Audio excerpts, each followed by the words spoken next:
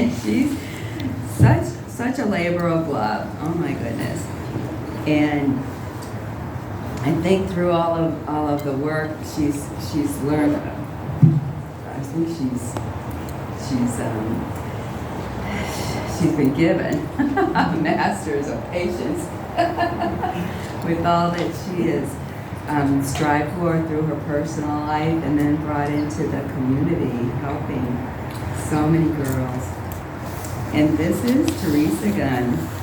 She's been in the music industry since 1980, touring and performing throughout the United States. A singer and songwriter, Teresa is also a storyteller, spoken and performance artist, and social activist.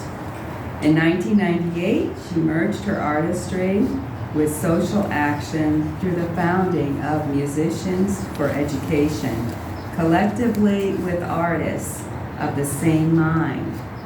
The organization dedicated to providing creative, educational, and emotional support to teen mothers who have been trapped in the juvenile justice system due to the generational effects of drug addiction, alcoholism, and poverty. Her devotion and commitment to steer the organizational vision, forging strategic partnerships in the San Diego community, and garnering artistic talent, human expertise, financial and volunteer support to sustain the organization. Teresa is a two-time finalist for the Washington, D.C. Area Music Awards, Best Female Original Rock and Roll Singer in 2005 and 2001. Teresa Gunn received the Channel 10 Leadership Award for her key role in success of the Street of Dreams program.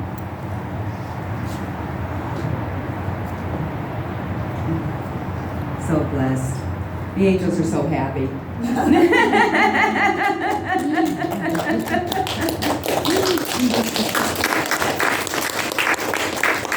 And so let's welcome warmly to the podium, please. I'm going to come down here because I like to be close to people. And since it's a small group, you guys know who I am. I'm Teresa. But let's introduce ourselves, starting right here. I'm Reverend Rosie. Reverend Deborah. Reverend Rosie. Who are you? Reverend Rosie. Chris. Terry. Dennis. John. Reverend Maria. Diane. Reverend Brennan. Chloe. Christine. Rachel. T.O.R. Nice to see you. Adriana. Well, hello everybody. It's so nice to see everyone again. I just love this little church. I spoke here last year about the same time, and I was trying to think of how I could change it up a little bit so I wouldn't just be telling you the same story over and over. I'm going to keep track of my time because I tend to be long-winded. I don't want to go over. I thought I'd go back further in my life history. And I am going to start, though, with being a singer and a songwriter because I am a singer and a songwriter. I am not famous, but I have been on record labels.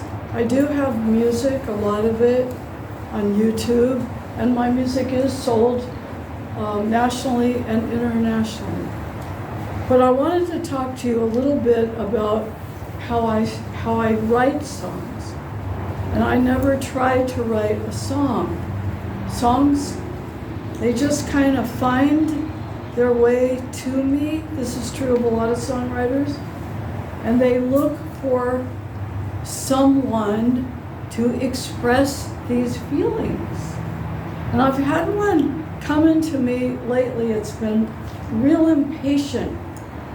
I'm going into an age now where I'm looking at big, big changes And when that happens, we begin to reminisce and look back at our life and bring ourselves up to where we are now. And these words and this melody has been flying into me. It won't leave me alone. It really wants to be written.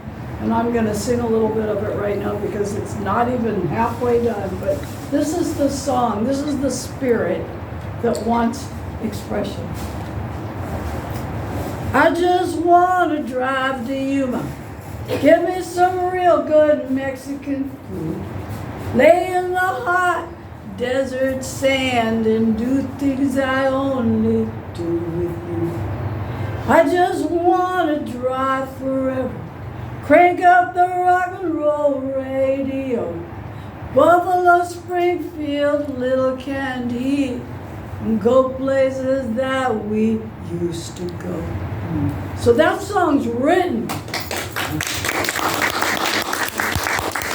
I know where that song is going. That song is honoring my entire history and the history of many, many, many people. And it's getting back on the road because we're going somewhere new. We're going to do something new. But we couldn't be doing what we're doing now without having done everything we did in the past. And so I'm going to go back in my history really far to a time when I was only about 22. I had moved to a small town in Montana. No reason at all to move there. I had a little 2-year-old boy. I didn't know anybody. I had no skills, couldn't get a job, and I don't know why I did it, but half the time I don't know why I do anything. And I met with great difficulty while I was there. My little son, how many of us are parents? A lot of us. So you know how we feel about our children. We would die for them. My little son became very, very ill. His lungs were collapsing. And I had to take him to the hospital. And I had to leave him there. So I didn't know anybody in this town. My son, they're telling me he's in critical condition. Maybe he has cystic fibrosis, which is a fatal disease. And I'm 22 years old. I don't know anybody. I have no help. I have no support. I don't even have a phone. And I come home and I am at my wit's end.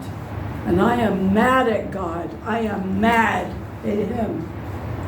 And I tell him, don't you dare do this to me. Don't you dare take my little boy away, because I will not stay here without him. And I refuse to let this happen. And then I got so sad. And I was in so much pain. Here I am, a little young girl, alone in a town where I don't know anybody. The only thing I've got is my little angel, my little son. I love him and he loves me. And I am experiencing the kind of pain that human beings cannot tolerate. It was more than I could stand. And I knew if anything happened to my little boy that I was going to check out. I said that. I told God, you can't do this to me. And I was laying in my bed and I was so tense. And this voice came to me. I don't know if it was my guardian angel. I don't know if it was an ancestor. But it was a voice in my mind, and it was the sweetest voice. And it was a woman's voice. And she said, she was almost laughing, but not just joyful, and said, it's all right. Everything's going to be all right. You're all right. And a peace washed over me. And the next thing I heard was a little kitty scratching at my door. A little cat. Montana in the wintertime is a cold, cold place. So I opened the door and there was a little kitty that wanted to get into my apartment. And that cat comforted me for the whole night, slept with me, purred. And when I went to the hospital the next day to pick up my little boy, it was a misdiagnosis.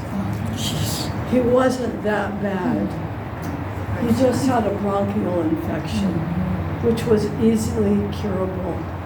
And when I walked into his room, he was sitting up, eating breakfast, and he said, "Hi, Mommy." And I took him home.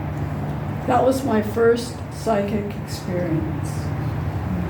Well, I went on, and I did become a singer and a songwriter, and you know all about that because we've told you about that.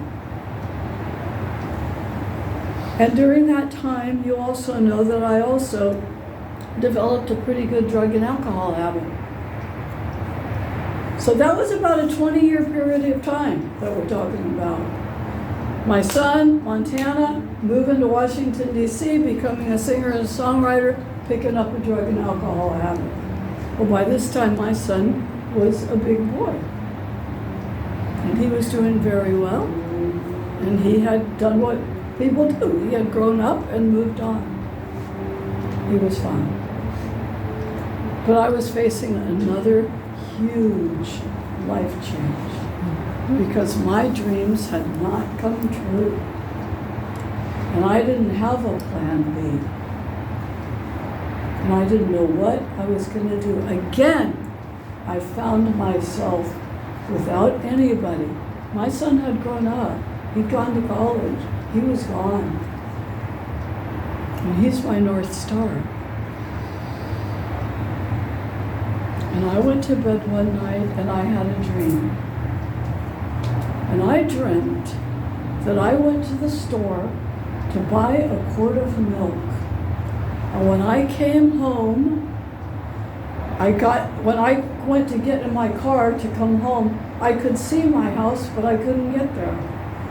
I could not find my way home. And that voice spoke to me again. It said, "You're not where you're going, and you're not where you've been." And when I woke up, I was terrified. Everybody here knows this experience of being so lost in unfamiliar territory that you don't know what you're going to do. All the books and prayers in the world do not help me when I'm in that place because it's frightening. Well, about that time, a woman moved in next door to me, and her name was Mona. And there was something about that woman that I was greatly attracted to. She was a lot older than me. She was an elder. And I remember she was walking by me one day, and I said, "You know, Mona, I really like your haircut." But she looked at me, she said, "That's not what you like about me." And she kept on walking. And I thought to myself, well, no, I actually just wanted to make your acquaintance, and I thought a compliment might do the trick. So I started visiting her. And she was unlike anyone I've ever known. I've always been a big complainer. My joke is that if you ever are too timid to complain for yourself, I'll do it for you. I'm an excellent complainer. So I went over to her house one afternoon and I was complaining away like I do so well. And she let me finish everything I had to say. And then she looked at me and she said, "Trust it. Trust it. Trust your life experience. Trust what you're going through. Trust everything that's falling apart for a reason." And she became my mentor. Well, about this time, I'm talking about this long period of time, I decided to go for a hike. I wanted to have some alone time. And I went for a hike in an unfamiliar place, and I got lost. And I wasn't scared, but I was mad. I get mad a lot. I have a really bad temper.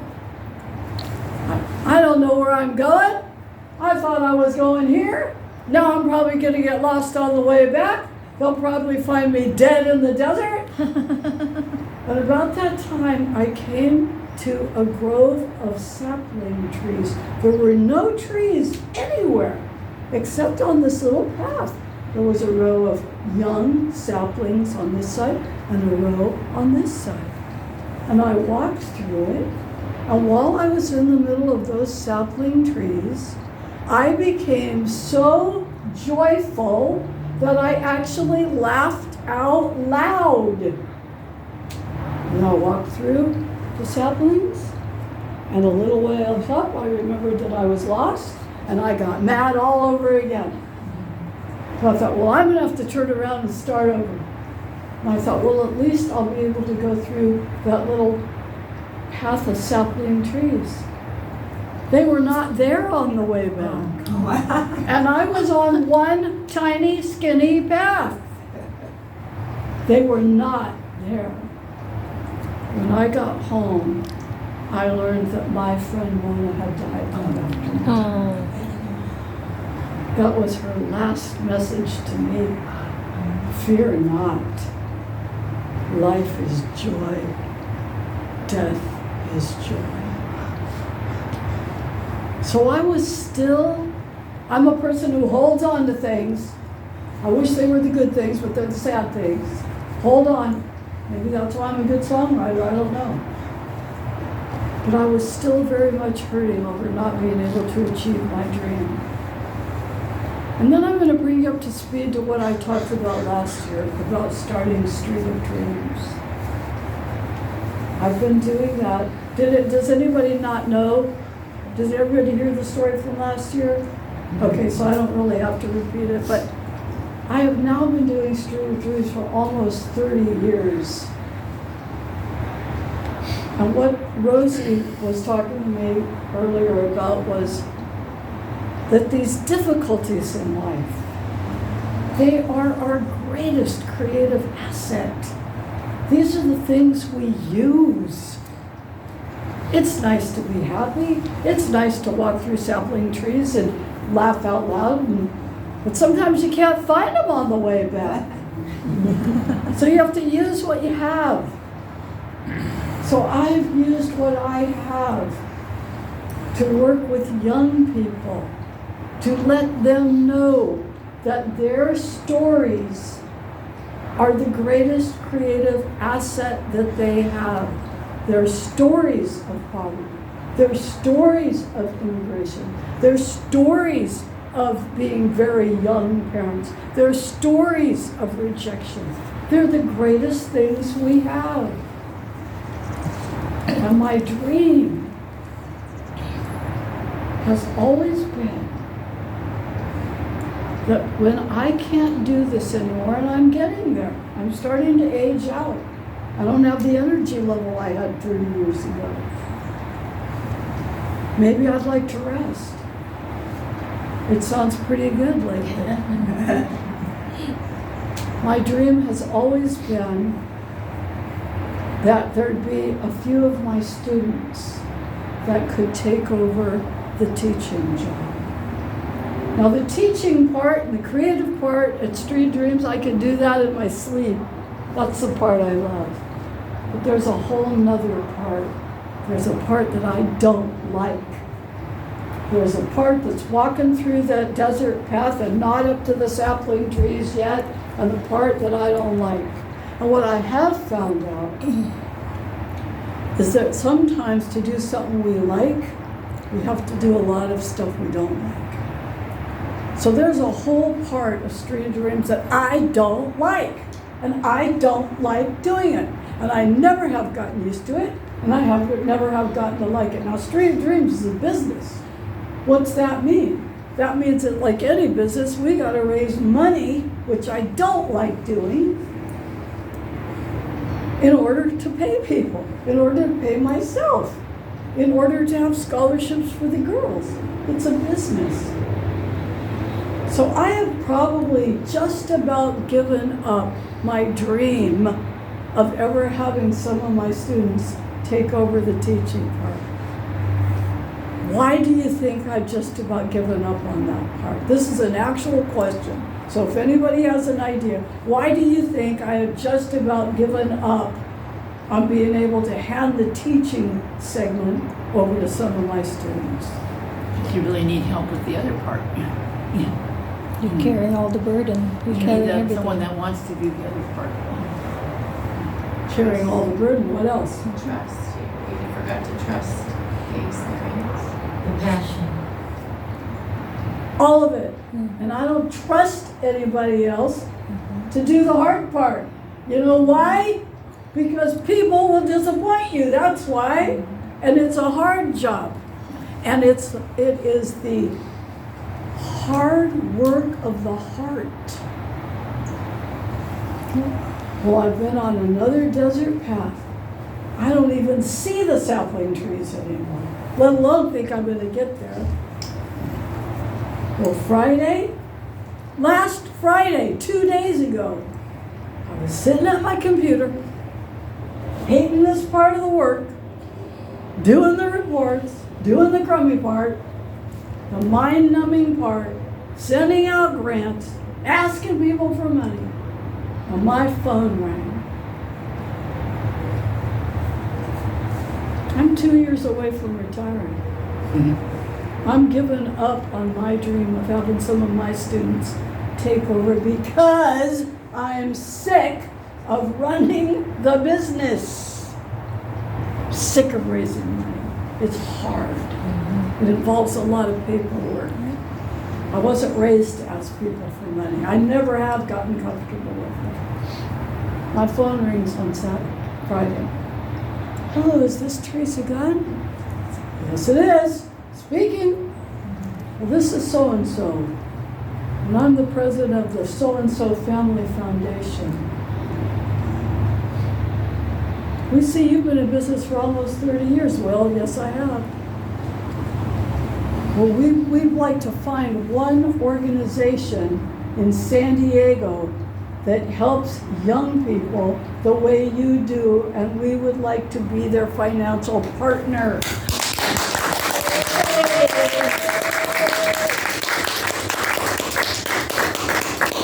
I'm back in the sapling tree.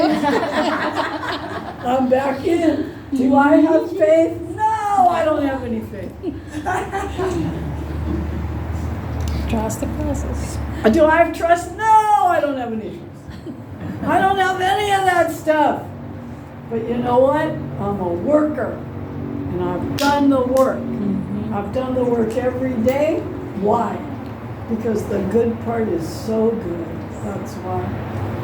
And do you know, by this family foundation coming on board to do this part, we don't need somebody to do the hard grant right. We don't even need that part anymore. It can fall away because all we need is the teachers. So that's where I am today, everybody. And so I guess my message today is, when we're on that hard path, just keep walking. Because I will tell you, miracles do happen, but not without a lot of work. Does anybody have any questions for me? That's the end of my talk today. Somebody asked me a question. Think of a question. Even if you take time off and you miss it enough, you just go back and touch it once in a while. I tell you what, because I'm also thinking of moving. I don't know if they tell everybody San Diego's a real expensive place to live. I was thinking, I can always find a juvenile hall anywhere I go. And that's what I'll do. I'll be a volunteer. I'll be a flat out volunteer. All right, I love you all. Thank you. The only thing I could find was a GoFundMe page from like 2016 or something. It was really old. You I mean didn't me? see it. Yeah, I looked you up online. All it was some sort of website that said X, and I didn't know I signed in some weird website. But it was, I didn't see it on there when I looked you up online. Well, Way we to have a donate to the website, and students. there's a donate thing on it. But one of the reasons we're I just heard your story, but I'm just saying that yesterday I looked you up and I couldn't find a way to donate except for a GoFundMe page from like 2016 maybe. Did you look up the website? Because there's a donate, like any website, there's a big donate I thing. don't think he knows. What is the What is the website? website? Oh, I'm sorry. Because I looked you up and it's like some sort of X, You like, looked up. I don't know, I'm not computers, but it's like an X thing, and you have to sign into this X sort of hard Well, 'cause drive. that's his quiz.